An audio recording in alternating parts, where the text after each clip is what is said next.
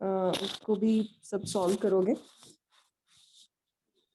तो जो +1 के क्वेश्चंस है, अगर आप चाहते हो तो I can send you the numbers also, जो जो क्वेश्चंस हैं। जैसे कई स्टूडेंट्स को नहीं आइडिया होगा जिन्होंने नहीं किया सिलेबस पूरा, तो I can mark the question जो +1 के हैं, ठीक है। तो 77 क्वेश्चन जो आप पढ़ रहे थे, cuboidal epithelium with brush bordered microvilli is found in. अच्छा, अब देखो ये जो ब्रश बॉर्डर, जब भी ये आ जाएगा माइक्रोविलाई की बात आएगी, इसमें लिखा हुआ है cuboidal, cuboidal with brush border, ऐसे microvilli.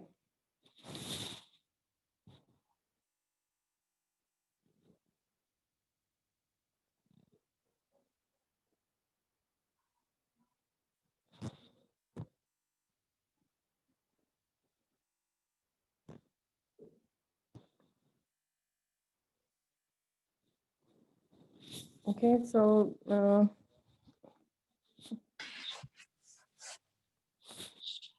Malika, we are doing question paper.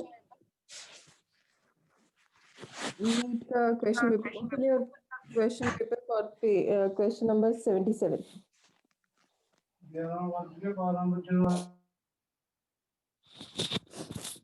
Question number 77. तो क्यूबॉइडल एपिथेलियम, क्यूबॉइडल में आप लोगों को नाम से पता चल रहा है क्यूब लाइक सेल्स हैं। तो क्यूब लाइक सेल्स में जैसे ये ब्रश बॉर्डर है, ये ऐसे माइक्रोविलाई, इनका मेन फंक्शन क्या होता है? Increase surface area for absorption, तो इसीलिए ये ऐसे सेल्स हैं। अब ये पूछा गया है cuboidal epithelium with brush bordered microvilli is found in. तो जनरली बच्चे यही करते हैं, सलाइवरी ग्लैंड्स। आप लोगों को शायद बताया था कि ये जो माइक्रोविलाई है वहाँ होंगे जहाँ एब्जॉर्प्टिव एरिया ज़्यादा है, जैसे हमारे रेस्पिरेटरी ट्रैक्ट में हो गया, डाइजेस्टिव ट्रैक्ट में हो गया, आपको पता है स्मॉल इंटेस्टाइन में है, फीमेल के यूट्रस में है ताकि एग को ट्रांसफर कर सकें। अब ये किडनी के पार्ट में भी है। तो यूस्टेशियन ट्यूब, फूड पाइप में कोई ज़रूरत नहीं है। सॉरी, यूस्टेशियन ट्यूब जो ओपनिंग आती है, कॉमन ओपनिंग ईयर और माउथ की। इंटेस्टाइन की लाइनिंग, पूरी इंटेस्टाइन की लाइनिंग में पूछा गया है ब्रश बॉर्डर्ड एपिथेलियम है, नो। फिर उसके बाद है ducts of salivary gland.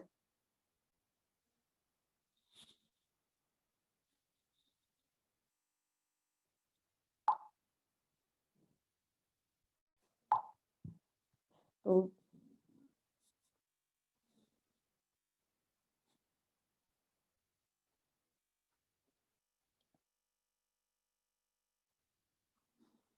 Just wait for a second.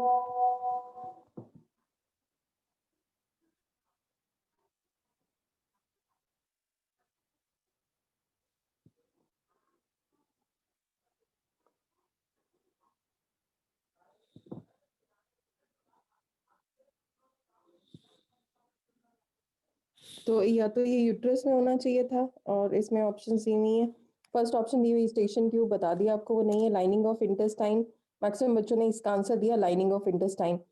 फिर दिया क्या पूरे इंटेस्टाइन में होता है? इंटेस्टाइन का पार्ट तो माउथ भी है, एनस भी है, तो वहाँ नहीं जरूरत है इसकी। नेक्स्ट है ducts of salivary gland. Salivary gland mucus secretion करते हैं, उसमें स्क्वामस एपिथेलियम होनी चाहिए।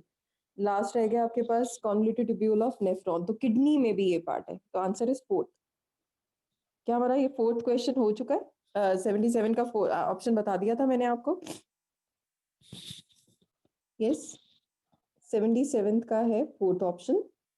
Now coming to 78, now coming to 78 part. Question is, मैंने आपको बताया था जस्ट इस पेज में देखो। अच्छा, इस बार पेपर बहुत ट्रिकी दिया गया, बहुत इजी कर दिया बच्चों के लिए। रीजन बीइंग इसमें मैच द फॉलोइंग बहुत है, और मैंने आपको बताया था मैच द फॉलोइंग में इजी पार्ट ये होता है कि अगर एक भी आप लोगों को आता है तो वो आप लोग बाकी सॉल्व कर सकते हो। 78 क्वेश्चन इज फ्रॉम +2 क्लास। अब अगर मैं इसमें एक छोटी सी एग्जांपल आपको बताती हूँ कि आपने आपने वो बॉटल में आता है जूस, नींबूस करके, नींबूस देखा है आपने, पिया हुआ है किसी ने नींबूस? Yes ma'am. Yes ma'am.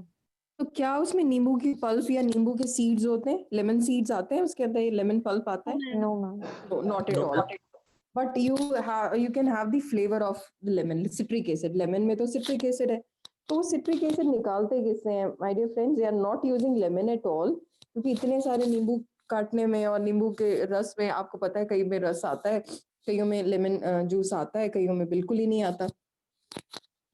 तो what they do is they use substitute citric acid which is obtained from an organism which is a bacteria, और इसमें जो एग्जाम्पल है that is Aspergillus niger, it produces citric acid। तो ये अब आप लोगों को अभी नहीं है आप लोगों के पास ये, तो अगर मैं बोलूँ डी का थर्ड ऑप्शन है, तो डी का थर्ड ऑप्शन देखो थर्ड में भी है, फोर्थ में भी, बाकी बाकी सब भी जो बिटारिक एसिड है, ब्लड कोलेस्ट्रॉल लोअरिंग एजेंट है, साइक्लोस्पोरिन ए है, ये आप लोग प्लस टू में डिटेल में पढ़ोगे तो आप लोगों को सीधा पता चल जाएगा, आंसर इज थर्ड, बट अभी आप लोगों को जरूरत नहीं है। तो एस्पेरेजिलस निगर से ही निकाला जाता है citric acid. Citric acid chemical है, तो नींबू के जितने भी चीज़ों में, चाहे वो आपका केक है, चाहे आपके बेकरी आइटम्स में जिसमें भी हम लेमन का फ्लेवर ऐड करते हैं, we don't use lemon in that directly, तो लेमन का फ्लेवर जितनों में भी चीज़ों में आएगा, सिट्रिक एसिड का फ्लेवर, लेमन का, ऑरेंज का, they all have citric acid. बच्चे सबसे ज़्यादा विटामिन सी किस में है? कौन सा ऐसा फ्रूट है which has maximum amount of vitamin C? Lemon. No no no no, name the fruit which has maximum amount of vitamin C. बड़ा पेट Orange. Question. Ma'am No orange. no no no no, ma'am आंवला। yes, आंवला, एम्बिलिका Elba, richest source of vitamin C, आंवला। आंवला नहीं आएगा, इसमें लिखा होगा एम्बिलिका एल्बा, ठीक है, richest source of vitamin C। Vitamin C की डेफिशिएंसी से कौन सी डिजीज होती है? यस, विटामिन सी की डेफिशिएंसी से एक डिजीज होती है, कोई बता सकता है? It is scurvy. स्कर्वी क्या होता है? ब्लीडिंग ऑफ गम्स, जो गम्स समझ रहे हो, दांतों के आसपास ब्लीड करना शुरू हो जाता है, स्मेल आनी शुरू हो जाती है, it is because of deficiency of vitamin C. And richest sources, maximum बच्चे यही आंसर करते हैं, ऑरेंज या लेमन। लेमन ही लिखते हैं मैक्सिमम बच्चे, but it is the emblica alba. Now question is which of the following is correct about the viroids? Now this question is from your +1 class. Ma'am third. हम 78 का option कौन सा होगा? 78 का third है बेटे, आप लोगों को Third ही इसलिए नहीं होगा? पता है? Yes, third is the answer. Okay, ये हम जब आप लक्ष्य +2 में पढ़ोगे तो आपके पास सीधा ही आंसर है। इतना इजी क्वेश्चन जो दिए हुए हैं ना, कई तो डायरेक्ट क्वेश्चंस हैं, सबसे इजीएस्ट ये बच्चों को क्लास में लर्न करवाया हुआ है। तो +2 के बच्चे, बिलीव मी, जिन्होंने +1 +2 दोनों किए हैं, उनके लिए ये क्वेश्चन पेपर इतना इजी था, उन्होंने वन टाइम, इनफैक्ट कई स्टूडेंट्स हैं जिनके अभी भी सिबलिंग्स हैं, जैसे हर्ष की सिस्टर है, शी इज इन +2 मेडिकल, तो +1 भी उसने यहीं से किया, तो वो उसके लिए इतना ईजी था बाकी बच्चों के लिए कि उन्होंने इजीली एक ही क्लास में सॉल्व कर लिया। Now they have started with 2019 question paper. तो +1 +2 मैक्सिमम क्वेश्चंस, ये क्वेश्चंस तो बहुत ही बेसिक है +2 में जो डायरेक्ट दिए हुए। Now this question is from your NCERT 79th, except Manpreet, बाकी सबको आ जाना चाहिए क्योंकि मनप्रीत ने क्लास अटेंड नहीं की थी। Which of the following is correct about viroids? Third. They do not have protein coat, तो कौन सी ऐसी ऑप्शन थी मैम थर्ड ऑप्शन। Third. हाँ, जिसमें प्रोटीन कोट ना हो, बिल्कुल। तो ये क्या, ये बहुत मुश्किल है, मुझे बताओ जरा, क्या आप लोगों को लग रहा है कि you need to have something extra in your mind? अगर आप अटेंटिव हो क्लास में, बिलीव मी, आप लोग क्वेश्चन पेपर सॉल्व कर सकते हो बिना किसी तैयारी के, लेकिन you have to be attentive in the class, क्योंकि अभी ये छोटा सा क्वेश्चन मैंने आपको बताया अभी, जैसे विटामिन सी का, ये बेसिक क्वेश्चन है, इसको आप बुक्स में भी पढ़ोगे तब भी आपको याद नहीं रहेगा, but you have to retain it in your mind. और हमारी साथ साथ तैयारी चल रही है, don't worry about your CBSE syllabus, don't worry about your NEET syllabus, लेकिन अगर आप क्लास नहीं अटेंड कर रहे हो, then you are at loss. Manpreet आप भी बेटे, आप बिल्कुल मिस नहीं करना कुछ भी, okay? Manpreet Kaur? Yes ma'am. हाँ, द बॉडी, अब ये पता चल गया आपको, जिसमें विदाउट ऑप्शन थी ना मनप्रीत 79 में, सीधा वो आंसर था, तो विदाउट वाला सिर्फ थर्ड ऑप्शन है, तो बाकी सबको समझ आ गया होगा। दे हैव, और इनमें आरएनए होता है, अगर डीएनए में, अगर एक ऑप्शन में दिया होता they have DNA without protein code, तो इसमें आंसर आता free RNA, RNA without protein code. 80th question is from +2 class. Again, it's a very easy question. The answer is 2, but no need to point of fusion को बोलते ही hilum है, ovule जहां attach होता है उसको point of fusion को बोलते ही hilum है, तो इसमें सीधा पूछा हुआ है body of ovule is fuse with funicle at hilum. तो आप लोगों को ये क्रॉस कर दो, दिस इज फॉर्म +2। 81st का है, अभी हमने नहीं किया है। रेस्पिरेशन इन प्लांट्स का है, फोटोसिंथेसिस और रेस्पिरेशन। प्लांट फिजियो में 2 चैप्टर्स ऐसे हैं जिनमें से टोटल 4 क्वेश्चंस आपके एनसीईआरटी नीट में आने ही आने। तो ये पहला क्वेश्चन है, और भी पीछे एक आया था question, the oxygenation of Rubisco enzyme. अगर किसी को याद हो जिसने क्लास अटेंड की थी, most abundant protein on earth, बिस्को। रुबिस्को। तो रुबिस्को की फुल फॉर्म ये देखो कितना नीटली लिखा हुआ है। If you look at the question 81, तो रू लिखा हुआ है अलग, बिस लिखा हुआ है अलग, को लिखा हुआ है अलग। जब हम ये पढ़ेंगे फोटोसिंथेसिस और रेस्पिरेशन चैप्टर बहुत टफ चैप्टर्स हैं, ये चैप्टर्स दोनों हो गए तो समझ लेना नीट में और सीबीएसई में काफी मार्क्स आप स्कोर कर सकते हो। रू अलग क्यों लिखा हुआ है? This is for ribulose. बिस मतलब बिस फॉस्फेट, यस, और सीओ मींस कार्बोक्सिलेज। तो ये एक ऐसा कार्बोक्सिलेज ऑक्सीजनेज। ऑक्सीजनेज भी है। अगर रुबिस्को ओ एक और आ जाता देन इट इज ऑक्सीजनेज। तो इसमें Rubisco can be oxygenase, it can be carboxylase, carboxylase. But it has more affinity for oxygen. इसमें पूछा हुआ है कि जब रुबिस्को एंजाइम फोटो रेस्पिरेशन में ऑक्सीजनेशन करता है तो कितने मॉलिक्यूल कंपाउंड बनता है? देन द आंसर इज, ये हम जब आप पढ़ोगे तो आपको पता चल जाएगा। वो साइकिल में ही पहला स्टेप है, 1 molecule of 3 compound, 3 carbon compound. Answer is 3। अब ये अब एनाटमी का आप लोगों का आज टेस्ट है। मीनाक्षी बेटे, हम लोग कर रहे हैं ये जो आप लोगों का क्वेश्चन पेपर था 2020 वाला, इसमें हम 82 क्वेश्चन नंबर। अच्छा, क्वेश्चन पेपर ओपन करो तब आपको क्लियर हो जाएगा। 82 क्वेश्चन नंबर, बाकी सारे +2 पार्ट है। 81 जो था वो बता दिया मैंने आपको, वो +1 का था 81, और 81 के ऑप्शन है 3। मीनाक्षी लेट क्यों हो गए बेटे? अब देखो इसमें 82 क्वेश्चन में दिया हुआ है, ये आज आप लोगों का टेस्ट भी है एनाटमी का। तो इसिनोफिल, बेसोफिल, न्यूट्रोफिल, लिम्फोसाइट्स, ये सारे हमने बहुत अच्छे से डिटेल में पढ़े हुए हैं। अब अगर मैं बताऊं आपको, नो वरीज बेटे, कोई बात नहीं। मीनाक्षी अब देखो बेटे, हम कर रहे हैं 82 पेज, 82 पेज में 82 क्वेश्चन नंबर में। ये अब देखो ऑप्शंस में, सपोज किसी को कुछ नहीं याद कि क्या किया हमने, कैसा क्या एग्जाम्पल दिया और सब कंफ्यूजन हो गई, तो अगर मैं आपको बोलूं कि इसिनोफिल एसिडिक है, बेसोफिल बेसिक है, न्यूट्रोफिल न्यूट्रल है, ये तीनों टाइप्स थी, किसकी टाइप्स थी ये? Ma'am white blood cell. White blood cells, उसमें एक ग्रैनुलोसाइट्स और लिम्फोसाइट आ गया।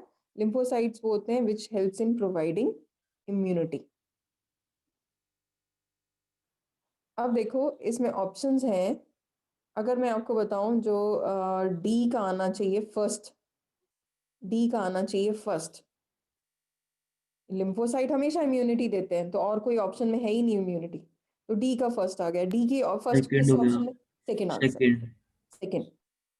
इतना इजी कर दिया इस बार, प्लस आपका नीट का पेपर। जब हम मैच द फॉलोइंग पे आते हैं ना, तो क्वेश्चन पेपर इजी हो जाता है। इस पेज पे ही देख लो, इस पेज पे ही 2 दे दिए मैच द फॉलोइंग, तो आपके 2 क्वेश्चन मतलब 8 मार्क्स कंप्लीट हो गए। तो ये बच्चों को जिनको आता था ट्रिकली उन्होंने कर लिया। मैंने आपको बताया आपको कुछ नहीं याद, आपको सिर्फ इतना याद था, लिम्फोसाइट जो है, लिम्फोसाइट जो प्रोड्यूस करते हैं डब्ल्यूबीसीज, वो इम्यूनिटी प्रोवाइड करते हैं। तो बाकी जो अपने आप क्लियर हो गए, क्योंकि डी में फर्स्ट की ऑप्शन, डी फर्स्ट एक ही जगह पे, सेकंड ऑप्शन। फिर से आगे आप देखो, लास्ट क्वेश्चन ये हमने किया है अभी chapter. Which of the following hormone level will cause release of ovum from the Graafian follicle? कहते हैं मैम कि second. Ma'am second. Yes, second. Second oestrogen. कहते हैं कौन सा लेवल किसका हाई होता है? ईस्ट्रोजन का लेवल हाई होता है। फॉलिकल, आपने किसी ने फर्स्ट बोला था, सॉरी किसी ने कुछ और भी ऑप्शन बोली थी मुझे। देखो अब इसमें समझो, 83 क्वेश्चन में, 83 में ऑब्वियसली अगर एग रिलीज हो रहा है तो किसी हार्मोन की कंसंट्रेशन हाई चाहिए, लो वाले तो काट ही दो, क्रॉस कर दो। High concentration of progesterone, high concentration of oestrogen. Progesterone तो प्रेगनेंसी करता है, इसमें प्रेगनेंसी रिलेटेड कुछ भी नहीं पूछा हुआ एग रिलीज, तो बचा हुआ क्या रह गया? ईस्ट्रोजन। Got it? तो ऑप्शन इज सेकंड। जब आप क्वेश्चंस करोगे, क्लास में अटेंटिव रहोगे, बिलीव मी डायरेक्ट क्वेश्चंस आते हैं और आप लोगों को क्वेश्चंस जुबानी सॉल्व करने शुरू कर दोगे, और आप लोग बायो में मैंने आपको इतना परफेक्ट कर देना, but you have to attend the class. Next page पे आ जाओ, फिर से देखो इसमें, इसमें भी दो आपके पास मैच द फॉलोइंग या फिर ऑप्शंस वाले। इस बार तो मजा ही आ गया था पेपर देख के। तो इसमें देखो, select the correct events that occur during inspiration. कहते हैं जब हम इंस्पायर करते हैं, हमने ये चैप्टर कर लिया था ना रेस्पिरेशन वाला, ब्रीदिंग एंड रेस्पिरेशन। हाँ, तो अभी आप बताओगे। Yes, ma'am. हाँ बताओ आप, correct events that occur during inspiration. कहते हैं हम जब सांस लेते हैं तो क्या चीज होनी चाहिए? Ma'am, second. Yes, the answer is second. Diaphragm straight होता है, कंट्रैक्शन ऑफ डायफ्राम, बिल्कुल ठीक था। ए ऑप्शन किस में थी? सिर्फ एक ही में, डायफ्राम कंट्रैक्ट होना चाहिए, एक ही में ऑप्शन है। सेकंड वाले में देखो सिर्फ ए है, बाकी किसी में ए है ही नहीं। लास्ट वाले में भी ए है। Next is contraction of external intercostal muscle, बिल्कुल रिब्स के अंदर जो मसल्स होते हैं वो भी कंट्रैक्ट करते हैं। अब इसमें फोर्थ ऑप्शन दी हुई है, फोर्थ में देखो डी दे दिया साथ में, ए और बी तो था, दो ऑप्शंस में आ गए ए और बी, इसका मतलब ए और बी तो करेक्ट है। लास्ट में देखो, इंटरपल्मनरी प्रेशर इंक्रीजेस, कहते हैं प्रेशर अंदर बढ़ जाता है। अगर अंदर प्रेशर ज्यादा होगा तो हवा जाएगी नहीं अंदर, प्रेशर तो डिक्रीज होता है। मनप्रीत याद रखना बेटे, air always move from high pressure to low pressure. तो इन्होंने कह दिया कि अंदर प्रेशर ऑलरेडी ज्यादा है और इंस्पिरेशन में अंदर जाती है हवा, अगर ऑलरेडी ज्यादा है तो जाएगी नहीं। कितने बच्चों को ये क्लियर हो गया? Please raise your hand fast, tell me if it is clear.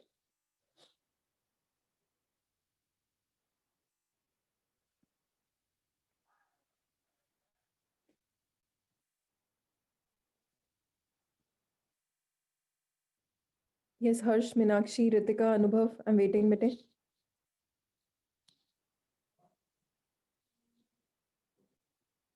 अनुभव, मीनाक्षी, रितिका। ओके मीनाक्षी, मनप्रीत, ओके मनप्रीत ने कर दिया। रितिका बेटे, raise your hand if it is clear. Okay,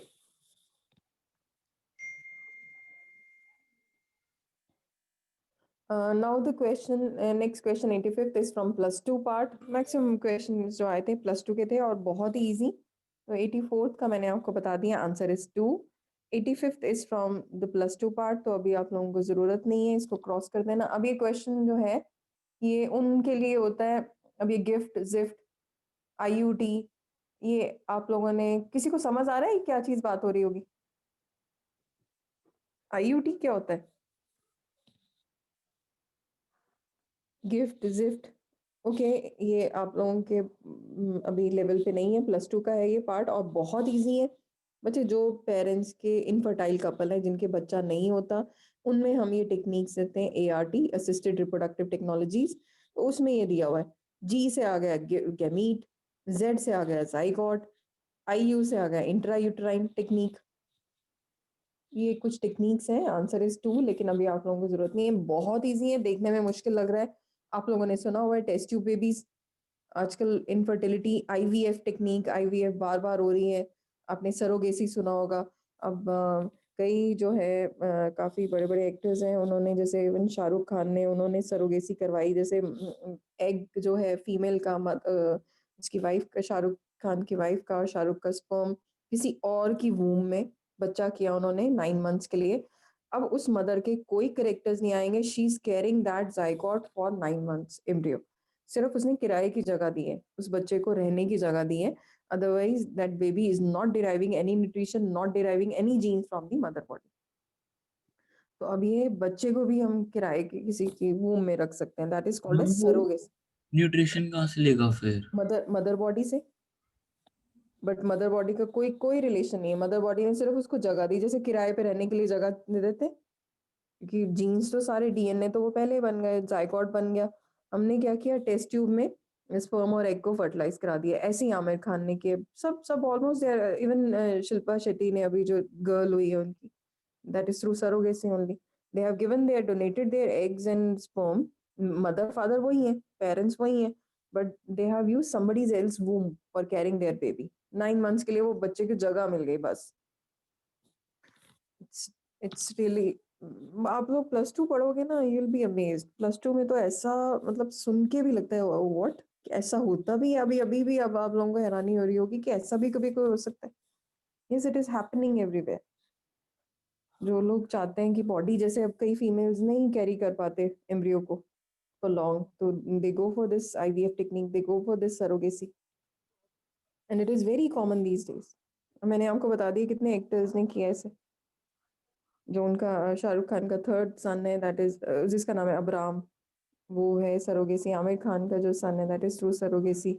ये शिल्पा शेट्टी ने, अभी तो सेलिब्रिटीज की बात की है मैंने आपको, normally people are going for this surrogacy. तो ये टेक्निक जब आप पढ़ोगे आप हैरान हो जाओगे कि डॉक्टर्स ने ऐसे भी होता है, ये टेक्निक्स ऐसे भी होती हैं। Next is infectious stage of Plasmodium. Again this question is from +2 class. +2 ज़्यादा आती है, इसीलिए एडवांटेज होता है +2 वालों के लिए। 86 में अभी प्लाज्मोडियम की बात हो रही है, तो मलेरियल पैरासाइट एक पेज है +2 में प्लाज्मोडियम पे, और मैंने बच्चों को बताया हुआ कि इस पेज पे क्वेश्चन आना ही आना है 4 मार्क्स का, चाहे वो नीट में हो, चाहे वो आपके सीबीएसई में हो। 5 मार्कर की वो पूरी साइकिल में से कुछ ना कुछ क्वेश्चंस आते हैं। तो अब आपको पता है आना ही आना है, और अगर आप फिर कहो नहीं मुझे बहुत मुश्किल लगता है, मेरे से नहीं पढ़ा जा रहा, तो वो तो बिल्कुल डमनेस होगी कि आप लोग वो कर ही नहीं रहे हो। तो ये बच्चों को सीधा पता था, इन्फेक्शियस स्टेज जो हमारे ह्यूमन में खराब करती है स्पोरोजोइट। तो ये हम साइकिल अच्छे से लर्न करेंगे, don't worry about this. Next फिर से +2 का 87, प्लेसेंटा, जोना पेलिसिडा, ये सारी लेयर्स होती हैं, हम ये सब डिटेल में पढ़ेंगे। +2 बहुत इंटरेस्टिंग है, you will gonna enjoy each and every topic, each and every chapter. Her chapter different है। बायोटेक में तो मजा ही आ जाएगा पढ़ के। ये जो प्लेसेंटा, ये हॉर्मोन्स है, आपने सुना हुआ है ये मैम 87 का 4th पार्ट है। 87 का रजब फर्स्ट है, फर्स्ट। आपने उस हार्मोन से लिया HCG, it is the first part. मुझे ना, मैं आपको एक बात बताती हूँ, आपने सुना हुआ है वो जो प्रेगनेंसी टेस्ट के लिए स्ट्रिप्स आती हैं, एड्स आती हैं उसकी, देखी होंगी आपने सबने? यस, से यस और नो? Yes, add sir. हाँ, Yes, ऐड आती है इसमें, हाँ, फिर वो बताते हैं कि प्रेगनेंसी पॉजिटिव है या नेगेटिव है। अब वो ऐसा क्या होता है कि पता चल जाता है, उसमें फीमेल के यूरिन में आता है दिस HCG। याद रखनी है ये चीजें, जितनी मर्जी बार पढ़ लो नहीं दिमाग में रहता, क्योंकि इतने हॉर्मोन्स हैं, लेकिन अगर ये समझ के करो तो आप लोगों को याद रहेगा। HCG hormone is present in the urine of pregnant female. बोलो बेटे।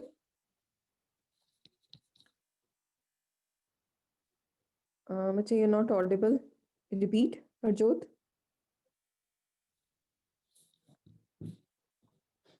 तो ये जो HCG हार्मोन है that is present in the urine of pregnant females. तो HCG अगर आ रहा है यूरिन में तो पॉजिटिव हो गया, बस कुछ भी नहीं था, वो हार्मोन प्रेजेंट था। तो this is how pregnancy is tested. Okay, next ये फिर से वही डिजीजेस के बारे में एक्सलिंग, ये जेनेटिक्स का पार्ट है, जेनेटिक्स में तो आना ही आना है। 88 क्वेश्चन इज फ्रॉम जेनेटिक्स, 88 का आंसर है 4। तो this is again from +2 part. तो देखो अभी तो आपको +1 का ही पार्ट करना था। Now coming to 89th question. 89th बताएगा कोई, which of this is correct? Biomolecules ने किया हुआ है बेटे, हमने पूछा गया है A और T में कितने बॉन्ड्स होते हैं, हाइड्रोजन बॉन्ड, डबल या ट्रिपल? Ma'am, 4th answer. नहीं बच्चे नहीं, it is double, double hydrogen bond. A और T में डबल हाइड्रोजन बॉन्ड होते हैं, C और G में ट्रिपल हाइड्रोजन बॉन्ड होते हैं। बस ये याद रखना है, ये 3 लाइंस, ठीक है। ATCG, ये बायोमोलिक्यूल्स में जो हमने DNA का स्ट्रक्चर किया था ना, तब उसमें था AT bond double hydrogen bond है, CG bond triple hydrogen bond है। क्वेश्चन आ गया, which is the most abundant protein in animals? Collagen. Collagen. बच्चे ये सबको कोलेजन। याद है आप लोगों को? नॉर्मली मैंने क्लास में ये 10 बार पूछा होगा। Most abundant protein on earth Rubisco, most abundant protein in animals. अब जिस बच्चे को ये नहीं आता होगा कितनी बड़ी गलत बात है, लेकिन अगर आपने क्लास अटेंड की है तो क्या कोई किताब पढ़ने की जरूरत थी? No. Most abundant protein in animals is collagen. ये क्वेश्चन नॉर्मली आएंगे जो हम बात क्लास में डिस्कस कर रहे हैं। अब मुझे आई थिंक उस दिन तन्वी ने day before yesterday she asked me about this question कि मैम वो स्पेस में एल्गी जो यूज करते हैं वो कौन सी है? The question is which of these is unicellular algae? Please tell me the answer. Pyro. Yes, it is spirulina. Yes, you're right. मुझे इसमें से ऑप्शन बताओ। 91 में पूछा गया है single cell algae, unicellular algae.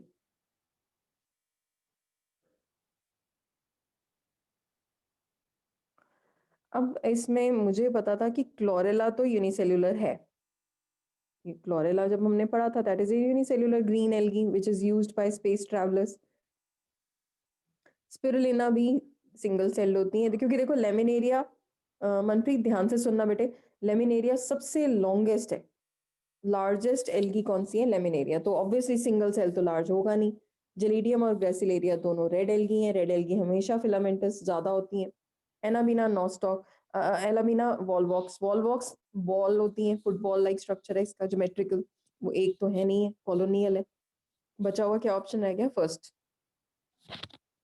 तो 91 का 1 आंसर है। ये दोनों चीजें स्पेस ट्रैवलर्स लेके जाते हैं क्योंकि मीनाक्षी आप भी सुनोगे, स्पेस में खाना तो लेके जा नहीं सकते, अब पता नहीं कितने दिन रहना है कितने दिन नहीं। और वहां पे रहने के लिए बंदे को जब हम जाते हैं हमारी बॉडी के लिए इतना इतना उसमें एरिया होता है कि आप हाथ भी नहीं खोल सकते, या इतना स्पेस, जितनी स्पेसशिप्स छोटी होती हैं उतना ज्यादा दूर तक जाती है। तो खाना तो बहुत दूर की बात है बनाना या खाना, तो दे यूज दिस एल्गीज। एल्गी का एक तो ये फंक्शन है, ये हमारी हमें ऑक्सीजन देगी। दूसरा जो हमारा गंद है, हमारा वेस्ट है हमारी बॉडी का, यूरिन या शिट, तो वो भी उसको यूज करती हैं as a source of nutrient, तो उसको कन्वर्ट करती हैं। And they are source of protein. तो जो दिन का प्रोटीन है, अगर आपने थोड़ा सा स्पिरुलिना खा लिया, you can survive for full day, मतलब आपकी डाइट कंप्लीट हो जाती है। तो इसलिए spirulina and chlorella they are used by space travellers as food.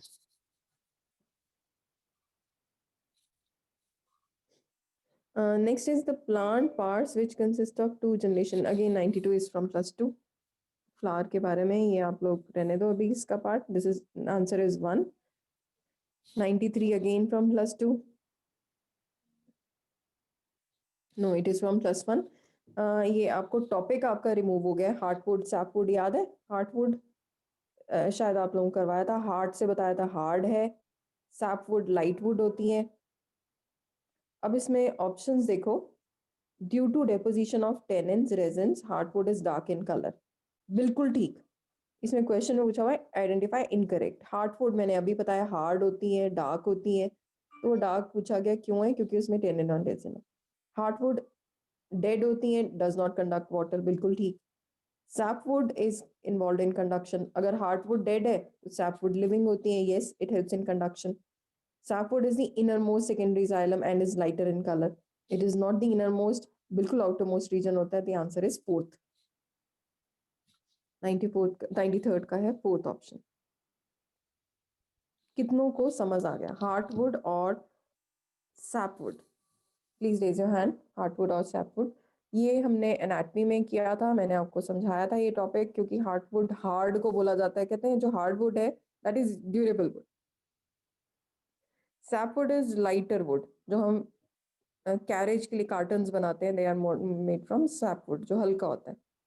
Furniture बनाएंगे वो हार्डवुड से बनाएंगे। कहते हैं हार्ड क्यों हो गई? क्योंकि उसमें डेपोजिशन हो गई। सैपवुड अंदर से खोखली है, खाली है, तो अगर वो खाली है तो वो कंडक्ट करेगी वाटर को। ओके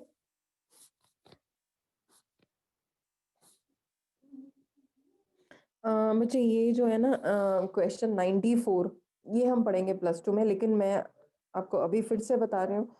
एक मेथड है, हिसारडेल दी है, एक ब्रीड बनाते हैं हिसारडेल। हिसारडेल किसकी ब्रीड है? शीप की। वो मिलके किससे बनाते हैं? Bikaneri ewes and merino rams. Learn करना मुश्किल है, लेकिन हिसारडेल, हिसार, अब आप याद कर लो, हिसार आपको पता है हरियाणा में हिसारडेल कैसे क्रॉस ब्रीड करी गई है, कैसे होती है between Bikaneri ewes and merino rams. Rams अगर आप अपने टाइपिंग में भी डालोगे ना रैम करके तो एक शीप सी आ जाती है। आप अपने मोबाइल में भी अगर आप एंड्रॉयड फ़ोन या आई थिंक आईफोन में भी आप डालते हो रैम रैम करके लिखोगे तो रैम आगे आगे कुछ टाइप करने शुरू करोगे रमा या एस डालना शुरू करोगे तो रैम्स आ जाएंगे, उसमें शीप बन के आ जाएगी बड़ी सी। तो this is Bikaneri ewes and merino RAM. इसका आंसर लिख लो क्रॉस ब्रीडिंग, ये चीज आपको याद करनी है। तो क्रॉस ब्रीड वैरायटी है हिसारडेल, शीप की वैरायटी है, किससे मिक्स करके बनाई है, बीकानेरी यूज एंड मेरिनो रैम्स। बार बार पढ़ेंगे तो लर्न भी होगा, लेकिन ये क्वेश्चन भी बहुत इंपॉर्टेंट है, ये एनसीईआरटी के क्वेश्चन पेपर में आता है, सीबीएसई का फेवरेट है। During dividing cell, the cell exit, some dividing cell exit the cell cycle, enter vegetative state. This is called as G0 phase.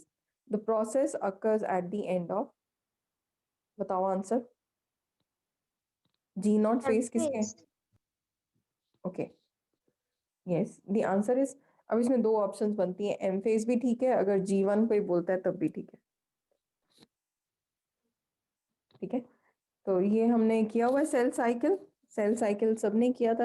अब 94 का मैंने ऑप्शन आपको बताइए, फोर्थ 95 का ऑप्शन बताया आपको, सेकंड भी ठीक है, थर्ड भी ठीक है। मैम पर दो कैसे हो सकते हैं एमसीक्यू में? मुझे नहीं होता, एक ही है, बट ये ना कॉन्ट्राडिक्टरी आंसर है तो इसमें मार्क्स दिए गए हैं दोनों केसेस में, but answer is second only, M phase के बाद ही आता है, बट कई बच्चों ने जैसे कि क्योंकि इन्होंने बोल दिया exit the cell cycle, so it can exit cell cycle either after M phase or after this G1 phase also. Growth करने के बाद वो वेजिटेटिव स्टेज है ना, ग्रोथ फेज आ गई, दैट इज इनएक्टिव स्टेज। वो डिवाइड करने के बाद भी निकल सकते हैं बाहर, और अगर वो ग्रोथ कर रहे हैं तब भी वो बाहर निकल सकते हैं, but the answer is second.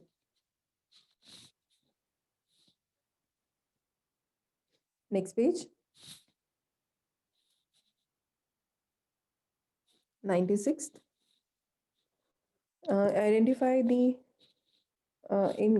correct statement with reference to human digestive system.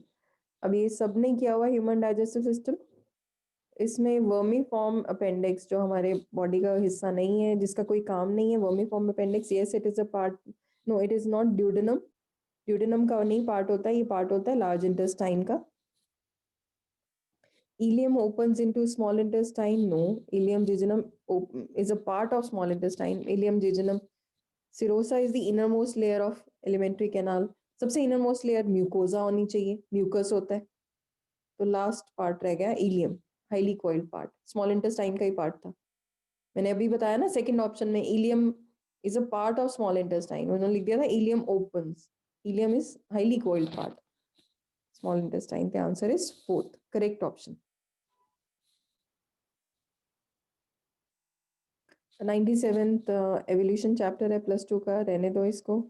Match the following, ये ट्राई करो 98th, please try this question 98th।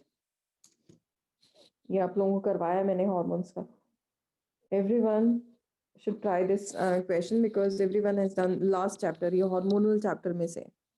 Sir second है मैम। 98 का second, yes ma'am. Okay.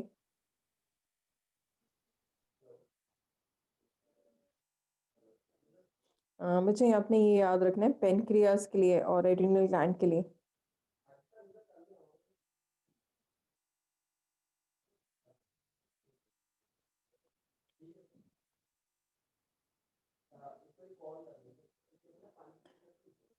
Adrenal gland और pancreas के याद रखना, दोनों में डायबिटीज है, बट किस में मिलेटस है, किस में इंसिपिडस है।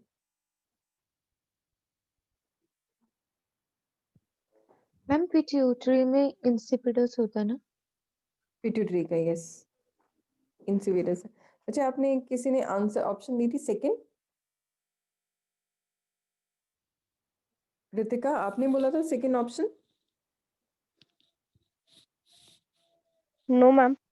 मुझे किसने दिया था आंसर अभी मैम सेकंड? मैंने बोला था। इशमीत, ओके इशमीत आपने सेकंड ऑप्शन क्यों दिया बेटे बोलो। सीरत आप भी बताओ कौन सी ऑप्शन होनी चाहिए। मैम थर्ड या फोर्थ में से एक है। Yes Selina you are right बेटे it is the fourth answer. Fourth बेटे अब ये देखो ना डायबिटीज सॉरी एड्रिनल ग्लैंड का नहीं था वो पिट्यूटरी और पेनक्रियाज में दोनों में डायबिटीज का आना चाहिए ना। तो फोर्थ ऑप्शन में देखो ए का दिया है थर्ड इंसिपिडस। तो अगर बाकी आपको पता चल गया है क्योंकि थर्ड और फोर्थ में ए का ऑप्शन 3 आ रहा है। तो ए का ऑप्शन 3 फर्स्ट और सेकंड में तो था ही नहीं। तो या तो थर्ड होना चाहिए या फोर्थ होना चाहिए। तो डायबिटीज इंसिपिडस और पेनक्रियास के लिए पता है डायबिटीज मिलिटस। पेनक्रियास से तो है ही है डायबिटिक डिजीज तो answer is fourth. Next question आप ट्राई करोगे again it is from +2 part. तो 98 का आंसर है 4। 99 पार्ट आप ट्राई करोगे शायद आप लोगों को आता हो ये सेक्सुअली ट्रांसमिटेड डिजीज आपने थोड़ा बहुत किया हुआ Second है। option. Yes, it is ma'am. Second. yes it is second very good very good. The number of substrate level of phosphoryl ये आप लोगों को अभी की नहीं है अपने TCA साइकिल होती है ट्राइकलबॉक्सिलिक एसिड साइकिल या citric acid cycle it is 3। Third option है इसका 1। ये आप लोगों को करने की जरूरत नहीं। ये कोई बता सकता है मॉन्ट्रियल प्रोटोकॉल किस लिए शुरू हुआ था। Ma'am, release of greenhouse gas. Yes, greenhouse not release of greenhouse gases it is because of ozone depleting substances emission of अब ये बात आप लोग ध्यान से सुन लो इस पे क्वेश्चन आता ही आता है। क्योटो प्रोटोकॉल है ये मॉन्ट्रियल प्रोटोकॉल क्योटो क्योटो एक जगह है कनाडा में वहाँ पे ये protocol was signed in 1987 but it was implemented in 1988 जिसमें हर कंट्रीज के लिए रूल दिया गया कि कितनी आप लोग क्लोरोफ्लोरोकार्बन रिलीज करोगे क्योंकि emission of these gases depletes the ozone layer. तो ओजोन लेयर की वजह से जो ओजोन होल्स क्रिएट हो रहे थे जिसकी वजह से यूवी रेज आ रही थी तो उसके लिए ये जो प्रोटोकॉल था दैट वाज साइन। तो आंसर इज थर्ड। 102 जो है आप लोगों के अभी हमने किया नहीं है प्लांट फिजियो का पार्ट है तो 101 का था थर्ड 102 अभी रहने दो। नेक्स्ट 103 एनिमल किंगडम से ट्राई करो 103 this is from animal kingdom.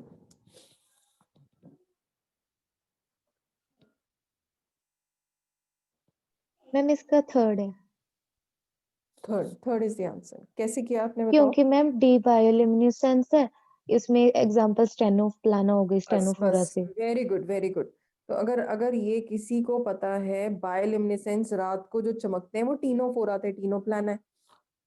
तो ये डी ऑप्शन जो है डी का थर्ड है। डी का थर्ड सिर्फ एक में था। देखा अब सीरत क्या आपने बिना पढ़े आप लोग ट्राई कर रहे हो सभी।